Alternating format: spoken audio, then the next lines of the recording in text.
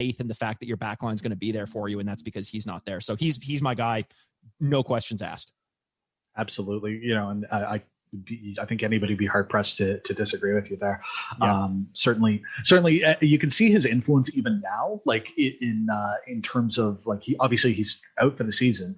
But first of all, as soon as I see any image of him working with the ball at all, it's just like, oh my God, he's coming back. But I know. Like, second of all, like you could see situations where Andrew Robertson is like yelling at his back line to try and organize, like yelling at his captain to tell him to get in line and to hold the line so that they can catch, particularly today it was Rashford offside. Yeah. That's purely the influence of Big Virgil, like easily. You need to give that authority to someone on the back line. I think, it's one thing if Robertson is trying it. I just don't think he has that authority. That's like an innate thing in you. And that's not to take anything away from Robertson. I think you just need someone like Virgil there doing it. Weird look. I know we're not going to talk too much about the game today, but Henderson playing center back was a weird look. I know he's done it, I think, once before, but I don't like that. I don't like that at all. I understand trying to get some people in to move around the lineup and get some offense out of some other people, but I don't know. I don't have that much faith having him back there. Well, just imagine a world in which we have two fit full senior center backs, and we can play a midfield of Jordan Henderson, Fabinho, and Thiago like that. Yeah. I mean, that is a midfield three that wins you a championship. Like exactly. Easily. Yeah. Probably wins us a upsetting double. Because I think, we've been obviously so goddamn spoiled as Liverpool fans for the past few seasons that we go through a little bit of adversity here and it feels so much different. Like jumping into a lukewarm pool when it's really cold outside, it feels like it's molten lava. The fall from grace, the bathos we're experiencing right now is just it's not fun. It's not fun to see draws and like last year watching games, it was like there would be 5 minutes left and we'd be down a goal or two and I just wouldn't worry. You just knew they were coming back. It was such a weird way to watch football. The one thing I will say though about this year and the way that it's shaping up is the table is a lot more exciting to pay attention to. You don't feel like drawing against a rival is the end of the season in the same way that it would have felt like that last year. Yeah, it's certainly a different, like this is going to be a title race. Yeah, I think that we've been talking about that all along on the show. Is like this is not a case of Liverpool versus Manchester City to see who can get closest to 100 points. It's an actual case of like there's 3 or 4 teams that could and like obviously United's at the top of the table as we're talking. City could go top by the end of the weekend. Leicester is right there in the mix. Like there could be another 3 or 4 leaders, league leaders throughout the run of the rest of the season. It wouldn't be strange at all. It's exciting. What is strange though is certainly the way that we have to watch football, have to consume media, and certainly no fans in the stadium today. Things are a little bit different. I guess my question here is, Mikey, like obviously you're under lockdown circumstances there in Toronto. What's your game day ritual look like on a normal day, and what's it looking like these days? So my on a normal day, it's usually my brother and I finding out what we're doing and finding a way to watch it. I think you alluded to it earlier on. I think the community around watching football is half of what makes it as exciting as it is, and it's just not the same watching it on my own. I like it. I enjoy it. I'm excited to wake up for it. Like the earlier games, if I'm waking up at 7:30 to catch a game, I'm not going to go out and do much for it. But rituals, I don't have like superstitious rituals, but I have things that I like to do because it brings me into the feeling. Like wearing my Carragher jersey, I wear that all the time. I also have a Virgil jersey that I wear, but I kind of like I have such good luck with the Carragher jersey that it's now become the thing that I wear when I want to like bring luck back to Liverpool, but I'm afraid to because they've never lost a match when I've been wearing that jersey. Never lost a match, and I've had it for about 5 years now, 6 years or longer than that. But that so I'd say when bars are open, Scallywags was a place which is kind of like the head of the supporters for Toronto, the Liverpool supporters. That bar's actually been shut down as a result of COVID, which is super, super sad. We have so many good memories there. And through their supporters club, they actually have season tickets, and they'll give season tickets to some of their supporters if they're able to make it over to Liverpool to catch a game. I'm lucky enough that my mom's a flight attendant, so my brother and I once a year will actually go down to Liverpool to catch a match. This past year obviously was the first year, and I think 6 or so that we haven't been able to get down there. So week to week traditions are fine. Like they're not there's I don't have like a lucky chalice that I have, or like a ritual of sitting in a certain spot, but the annual ritual of going down to Liverpool once a year and getting a sense of the culture is and then being in the Cop is just second to none. It's amazing. Have you been to Liverpool before? I haven't yet. It's a bucket list type of situation, and me and my partner have talked about going for one of those major major big vacations at some point down the line. She and I were actually supposed to go to Toronto, as I know last year, just before everything started to shut down. We were supposed to watch the Everton match together, right? We had plans. Scally's. Yes. And that did not happen. It didn't quite. I look back to that time this year, not to bring everyone's minds back to what we're trying to escape from right now, but I remember in January I had a friend who had asked me to go to a Maple Leafs game, and it was like late January, and I was doing some business with China, so I really did have a sense of how bad things were getting, a little bit, a few weeks ahead of a few other people here.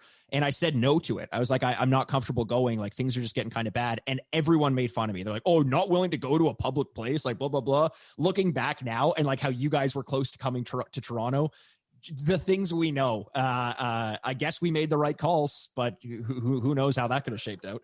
Well, it's wild. Like we were supposed to fly out, on like I think it was a Saturday, because my partner was still in school at the time, so she was actually on her March break that week. So we were supposed to fly out like the Saturday of that week, and then stay with another former Kings alum, Luke Hardiman. I don't know if you remember that. Oh yeah, 100%. Supposed to stay with him a bit, and then we were Airbnb-ing around his and his partner's place, and then supposed to watch the game with you. My partner was supposed to get a tattoo. We had all these plans, and then like we made the call to not travel. I think it was like the Wednesday before, and then it was like that by that Friday it became clear like things were starting to shut down. Yeah. By the Monday that we would have been in Toronto, like things were like, it was like TP shortages all over the place. And then what it would have been is like our flight out of Toronto would have been the last plane for the airline that we were flying to go from Toronto to Halifax. So that's just too much to take on. Too much. And look, as much as I would have loved to have watched the game with you, I don't mind that decision having been made, because that was just, things moved very, very fast, especially in Toronto. You guys seem to have it pretty good out there where you guys are right now in Nova Scotia. It seems like the lockdown isn't quite as significant as us, but we've got like no movement orders. You're not supposed to leave your house for anything except to walk your dog or something, like, or go to work if you're open. But it's been nuts. So I look forward to these Saturday, Sunday games, because it's just a good way to kind of break the mold a little bit. Yeah, it's been absolutely wild. But it's been like you say, a really good way to try and take your mind off of things, even if the results haven't quite been going our way. So I'll go ahead and I'll ask you, how do you feel about this season, just sort of overall? Where do you think the Reds are going, and how do you think things are going to shake out? Oh man, I'm very much a realist. I don't believe that saying one thing will make it happen or make it not happen. So people may hate me for saying this, but I just don't have a great feeling about the way that this season's going. If we finish top of the table, what that says about our squad and our management is just, it can't be understated. We talk about certain players being underrated or not bigging them up enough, but to go through what we've gone through with the injuries and try to find a way to eke it through would be fantastic. But I think we've just been so spoiled over the past few years that even without the injuries, I don't know that we would have had the same drive to finish top of the table again.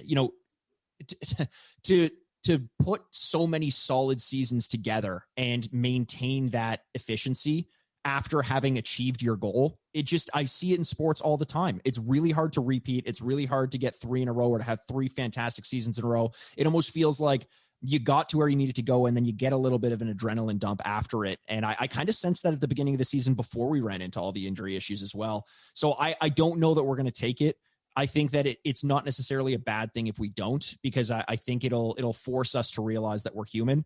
And as fans, it'll kind of recalibrate us because we've expected nothing but greatness. We've had maybe 2 of the best seasons that any football fans could ask for out of their team. And now we're facing a little bit of difficulty, and it's not good enough. We gotta get back to normal, I think. And then maybe we'll be surprised next season, but ultimately I don't see us taking it. I don't. And I hate saying that, but yeah. Fair enough. Okay, last question before we get into a little bit of a game that I've got lined up here. Is there a moment for you as a Liverpool fan that you think back to as like, okay, that is my favorite moment of being a fan? Like, that is the moment that crystallizes like what it was for me. It's just like maybe your favorite moment, or maybe a moment where you felt something different about the club. Yeah, that's a great question. I mean, obviously, the win against Barcelona was one of the like in Champions League was one of the craziest things that I've ever experienced as a fan. But I think I'd have to go a little bit more subjective with it.